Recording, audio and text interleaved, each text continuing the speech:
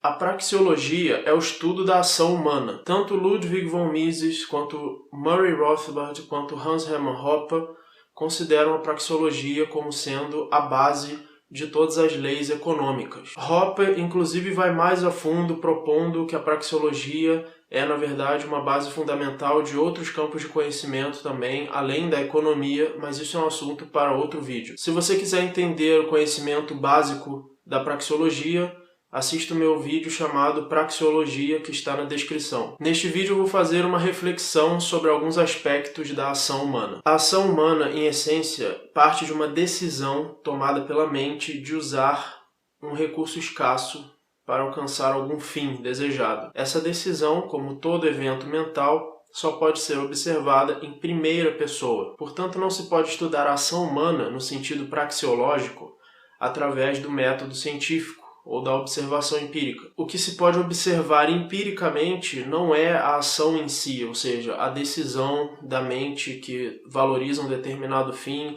de usar um meio porque ela acredita que esse meio vai levá-la ao fim. Empiricamente, apenas movimentos corporais podem ser observados. Movimentos corporais são causados pela lei da física. Por exemplo, os músculos do corpo humano se movem quando eles recebem sinais elétricos que vêm do cérebro através dos nervos e por isso os músculos se movem. O corpo não tem um propósito, um fim, uma intenção. Quem tem uma intenção, um fim, é a mente, e a mente é que usa recursos escassos, inclusive o corpo, para alcançar esses fins. A ação humana, portanto, é conhecida de forma a priori, através de reflexão introspectiva, e não através dos 5 sentidos. Não apenas é desnecessário, mas é impossível conhecer a ação humana pelos 5 sentidos, pelos motivos que eu já citei. A ação é conhecida pela experiência em primeira pessoa ao agir. Se você afirmasse no curso de uma argumentação que você não age, ou seja, que você não usa meios escassos para alcançar fins, o próprio fato de você dizer isso seria o uso de um meio escasso para alcançar o fim. No caso, o uso das cordas vocais para argumentar,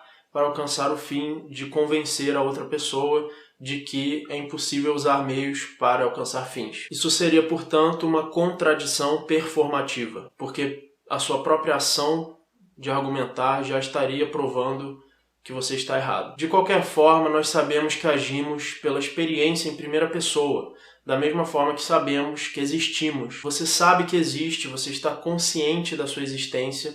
Por nenhum momento você poderia acreditar que você não existe. Se você acredita em algo, então você existe, antes de acreditar.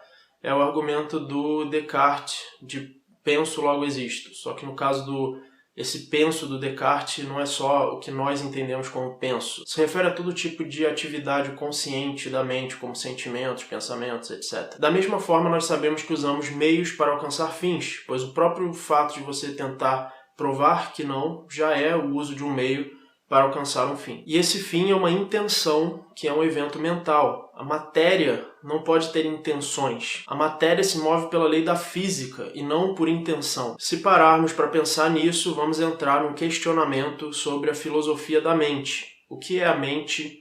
Ela é física, ela não é física e assim por diante. Mas isso é um assunto para outro vídeo. O que eu quero dizer aqui é que, por exemplo, mesmo se uma inteligência artificial simulasse a ação humana, ela continuaria sendo movida pela lei da física, apenas com uma complexidade muito alta, tentando imitar o comportamento humano. A ação feita por uma inteligência artificial não é a mesma coisa que a ação feita por uma mente humana, porque uma mente humana possui uma intenção real, enquanto a inteligência artificial possui apenas uma imitação de uma intenção, causada pela complexidade do seu processamento e etc. Mas se não houver uma mente de fato tendo uma intenção, a ação de uma inteligência artificial se resumiria, no fim das contas, apenas a milhões e milhões de impulsos elétricos causados pela lei da física e não por uma intenção. Se a ação humana fosse um evento físico, então teríamos que estudá-la em terceira pessoa através do método científico. Mas não é isso que acontece. O método correto de estudar a ação humana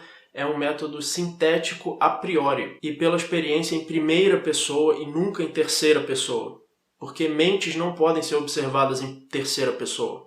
Você só tem a experiência da mente em primeira pessoa, sendo a mente e sabendo que você é uma mente. Ludwig von Mises considerava que a ação só pode ser conhecida de forma sintética a priori e não por experiência empírica nem pelo método científico. Porém, isso não significa que Ludwig von Mises concordaria com a minha visão sobre filosofia da mente. Então é essa a reflexão que eu queria fazer. Eu acredito que a ação humana acontece na mente, pelo menos ela é causada pela mente, por uma intenção e uma decisão de usar um determinado meio para alcançar essa intenção ou fim. Ela só pode ser estudada de forma a priori, através de dedução e através da experiência sintética a priori, e assim também as leis econômicas de toda a economia misesiana são deduzidas logicamente do axioma da ação, e por isso a economia misesiana é um estudo a priori. Por exemplo, a lei de oferta e demanda, lei de utilidade marginal decrescente e assim por diante.